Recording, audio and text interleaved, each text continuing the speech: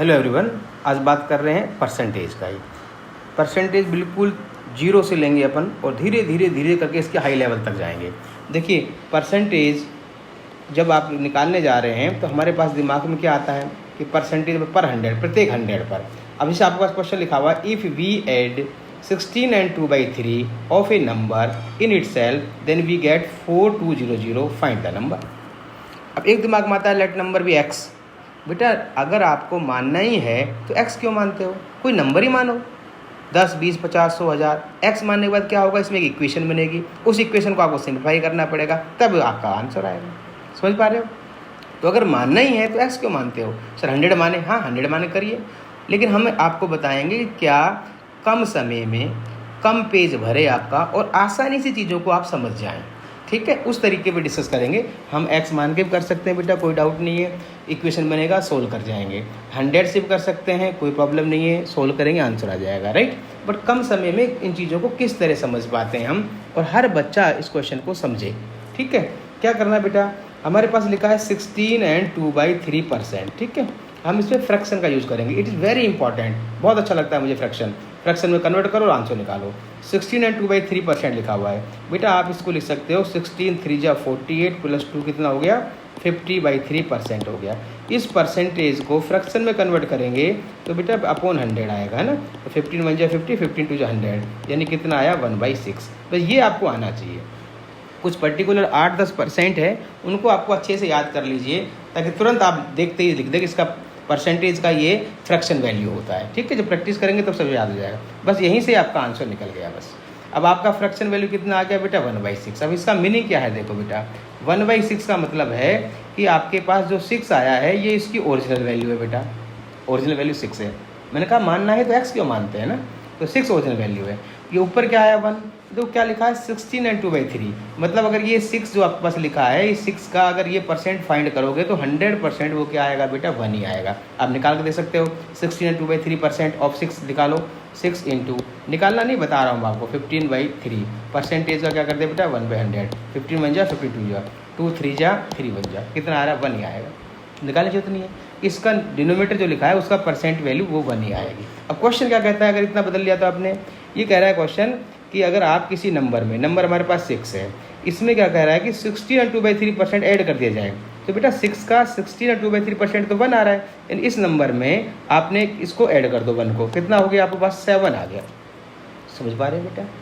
ये कह रहा है कि जो आपके पास नंबर है, मेरे पास नंबर 6 है, और इस 6 का 16 and 2/3% कितना है मेरा, 1। बोले इनको ऐड कर दिया जाए, इसको ये ऐड कर दिया जाए, मैंने +1 कितना जाएगा, बोलो 7 मिलेगा मेरे पास। वो बोल रहा है 7 नहीं मिलेगा, मिलेगा कितना, 4200, यानी 7 नहीं मिलना क्या चाहिए था, 4200। अब देखो 7 इसका कितना टाइम्स है, 7 कितने टाइम्स इसका है, अगर नहीं पता टाइम्स तो क्या करो, 7 से इसमें डिवाइड कर लो, कितना जाएगा बेटा, 600, यानी कि इसको इंटू किसे कर देंगे, 600 से, तो 4200 आ जाएगा। इसका मतलब आपके पास क्या आ गया, 1 यूनिट की जो वैल्यू है वो 600 आ गई। तो एक्चुअल में आपने नंबर क्या माना है बेटा, 6 माना है। इसका मतलब 6 माना है, तो 1 यूनिट 600, तो 6 यूनिट कितना बताएगा, इंटू 600 कर देंगे, कितना आएगा, 3600, यानी एक्चुअल जो नंबर है वो कितना है, 6 नहीं है, 3600। क्लियर है बेटा? आगे क्वेश्चन देखिए, यहाँ क्वेश्चन ने क्या कह दिया है, देखो बहुत ज़रूरी है कि परसेंटेज वैल्यू को फ्रैक्शन में कन्वर्ट करना है ना, और कुछ 8-10 पर्टिकुलर वैल्यूज़ हैं जिनके बारे में कॉम्पिटिटिव एग्जाम में पूछता है वो। अब अपने पास लिखा है 14 and 2/7% लिखा हुआ है। जैसे ही परसेंटेज वैल्यू दिखाई देती है तुरंत उसको फ्रैक्शन में बदलो। तो 14 7 जा कितना होगा, 98, 2 जा कितना 100, +2 करेंगे कितना जाएगा, 100। आप समझ पा रहे बेटा? इसको मिक्स फ्रैक्शन लिखा हुआ है ना, इसको इम्प्रॉपर में बदलेंगे, इसको इंटू करेंगे, 14 × 7 प्लस ऊपर वाला करेंगे और अपॉन डिनोमिनेटर लिखेंगे, कितना है, 14 7 जा 98 +2 अपॉन 7, यानी कितना है, 100/7। ये इसका परसेंट आया। इसको फ्रैक्शन में मैंने बताया था कि जैसे ही आपके पास फ्रैक्शन हटेगा, ये सॉरी परसेंटेज हटेगा, तो अपॉन क्या लगेगा, 100, इसे कटिंग कर दो, कितना आ गया, 1/7। बस इसी में ही आपका आंसर है। तो क्या आया आपके पास नंबर, 1/7। इसका मतलब आपके पास बेटा ध्यान देना है इसको दोबारा से, इसका मतलब ये जो नंबर होता है ये हमने लेट कर रखा है, ओरिजिनल वैल्यू आपकी होगी 7। अगर 7 का 14 and 2/7% निकालेंगे तो 100% वो 1 ही आएगा। क्लियर है? अब क्वेश्चन पे चलिए, ये कह रहा है कि इफ़ वी सब्ट्रैक्ट करना इतना % ऑफ ए नंबर। भाई एक नंबर आपने 7 मान रखा है, 7, इस 7 में इसका 14 एंड 2/7% 1 आ रहा है, बोले इसको इसमें सब्ट्रैक्ट करो, तो सब्ट्रैक्ट करने पर क्या आ रहा है मेरे पास बेटा 6 आ रहा है, ये 6 आ गया मेरे पास जो मैंने लेट किया है उसके हिसाब से, ठीक है। अभी कह रहा है वी गेट 1224, मतलब कह रहा है 6 नहीं मिल रहा, एक्चुअल में क्या मिलना चाहिए 1224 मिलना चाहिए। अब ये देखो 6 जो है वो 1224 को दिखा रहा है, तो इसको किस से इंटू कर दिया जाए कि 1224 आ जाए, नहीं पता लग रहा, कोई बात नहीं बेटा, इसमें 6 का डिवाइड कर दो, कितना आएगा 6 2 12, फिर 0 6 4 24, यानी कि 204 आ गया। यानी कुल मिला कहने का मतलब है कि 1 यूनिट्स की वैल्यू आपकी 204 आ गई, लेकिन एक्चुअल में क्या नंबर माना था बेटा आपने 7, तो 7 यूनिट की वैल्यू कितनी आएगी 7 × 204, इंटू कर दो, 7 चौका 28, 7 दूनी 14, आंसर कितना आ गया 1428, यही इसका आंसर है, यानी वही नंबर है। समझ पा रहे हैं बेटा, परसेंटेज को फ्रैक्शन से खेलना सीखिए, परसेंटेज बहुत आसान हो जाएगा। आगे चलिए नेक्स्ट क्वेश्चन पे देखते हैं। क्वेश्चन कहता है राम स्पेंड 40%। अच्छा, एक आगे क्वेश्चन आएगा उसको देखना है सॉरी, इस क्वेश्चन में अगले में क्या फ़र्क है। ये 40% स्पेंड कर दिया सैलरी का, ठीक है, फूड पर, ठीक है, और इसके बाद आ रहा है 20% हाउस रेंट पर, यानी कि 20% और खर्च कर गया है वो, एंड 10% और खर्च कर दिया उसने, ये 10 कर दिया, और फिर 10% और खर्च कर दिया, ये 10%, इतना ही खर्च कर चुका।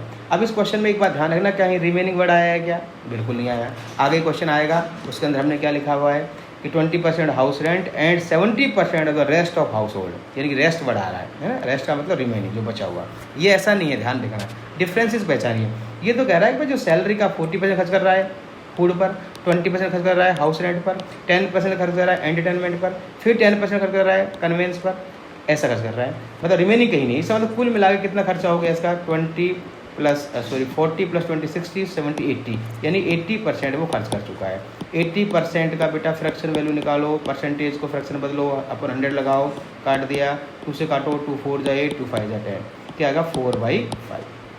समझ पा रहे बेटा, 0 0 काट दिया, 2 4 जा 8, 2 5 जा 10, 4/5। अब यहाँ इसी से खेलेंगे बस हम 4/5 से, क्लियर। अब ये 4/5 क्या है आपका ओरिजिनल वैल्यू, ठीक है, ये ओरिजिनल वैल्यू है।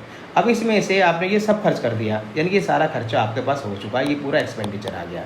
अब क्वेश्चन में देखो क्या दे रखा है, अब कह रहा है if the saving at the end of ₹1500, यानी कि 1500 रुपये बचाता है। अपने हिसाब से देखो इतने रुपए सैलरी थी, इतना खर्च कर दिया 4 रुपये, तो कितने रुपये बच गया इसके पास, 5 रुपये थे, 4 खर्च कर दिया, 1 रुपये बच गया। अभी हमारे हिसाब से 1 बच गया, लेकिन ये कह रहा है 1 रुपये नहीं, आपको 1500 रुपये बच गए, यानी कि 1500, यानी कि 1 यूनिट क्या है 1500 को डिनोट करता है।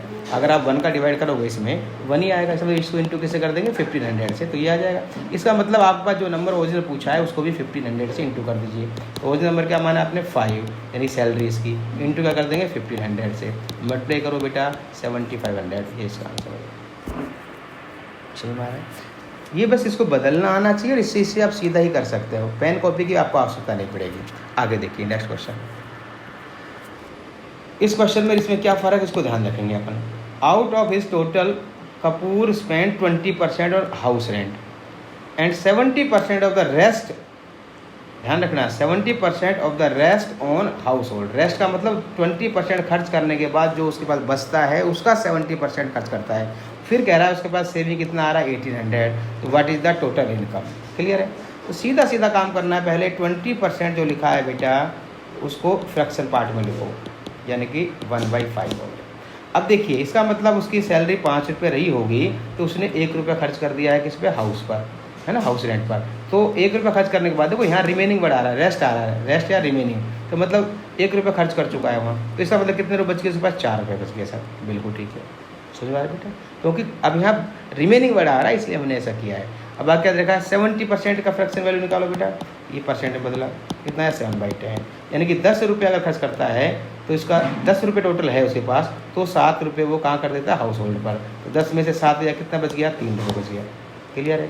ये पहली कंडीशन, ये दूसरी कंडीशन। अब इनको बेटा मल्टीप्लाई करो, कितना आया 50 और 4 से कितना आ गया 12, यानी कि 50 रुपये सैलरी थी, तो इसका मतलब बचा हुआ पैसा क्या है, इसकी ये सेविंग है, ये इनकम है इसकी बेटा, यानी कि 12 रुपये उसके पास बच गए अपने हिसाब से। क्वेश्चन कह रहा है 12 नहीं, कितने बच गए 1800, यानी कि 12 नहीं, उसके बाद क्या बच गया 1800। इसका मतलब ये हुआ कि इसको किस से इंटू कर दूँगा 1800 आ जाए, 12 को किस से इंटू कर दिया 1800 आ जाए, नहीं पता लग रहा, तो आप क्या करेंगे 1800 में 12 का डिवाइड कर दो, तो 12 1 जा 12, कितना बच गया बेटा 6, 0 6 5 जा 6, 12 5 जा 60, ठीक है, और 0, यानी 150 से इंटू करेंगे।